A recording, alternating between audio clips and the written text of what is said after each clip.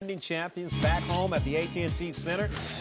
Tony Parker with the game face on, and you know this guy, Mr. Bryant, ready to go. Let's get you to the action. Spurs up 8-7 after Duncan misusing Pau Gasol right there, 8-7. But then Kobe with a nice crossover, drives to the basket, ends up with a little bit of jam. It's 15-8.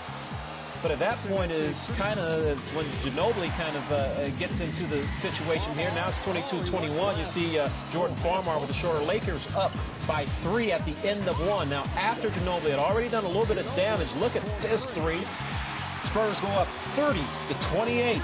Stay in the second quarter. Tim Duncan, once again, Ginobili, hoop and harm around 4 purple shirts. Unbelievable. Touch them all. 36-32 lead for the Spurs and 22 first-half points for Ginobili. 5 of 6 from downtown at the half. Wow. Shot clock winding down. Ginobili, once again, you felt that. Tell us what it feels like, Gil. Unbelievable. When it's going, when you're hot and it's going in, boy, you know, and you just want the ball. Spurs up 10 at the break. Pau Gasol pulls his club to within 9, 56-47.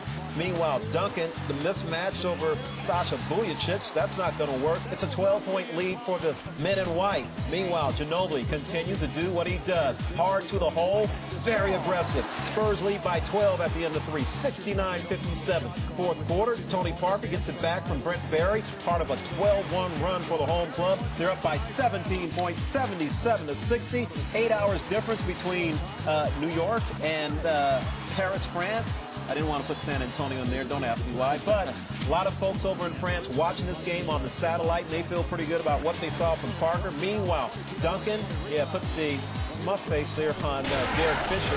Fisher and Lamar Odom so big in game number 2's victory in Los Angeles. Odom, 7 points, but he would tell you this wasn't even close to one of his better games of the postseason. Fisher, 1 of 4, only 2 points, but it's Ginobili with 30. Tim Duncan with his 10th career 2020 postseason game. 22 points, 21 rebounds, and also gave him 5 dimes in the contest and 24 Mr. Parquet. Yeah, and I think, Ginobili was spectacular, and Tim Duncan just steady. And you look at those numbers that he put up, 22 points, 21 rebounds. The Spurs needed their best players to play well on the biggest night of their season, and they got it from all 3 of those guys.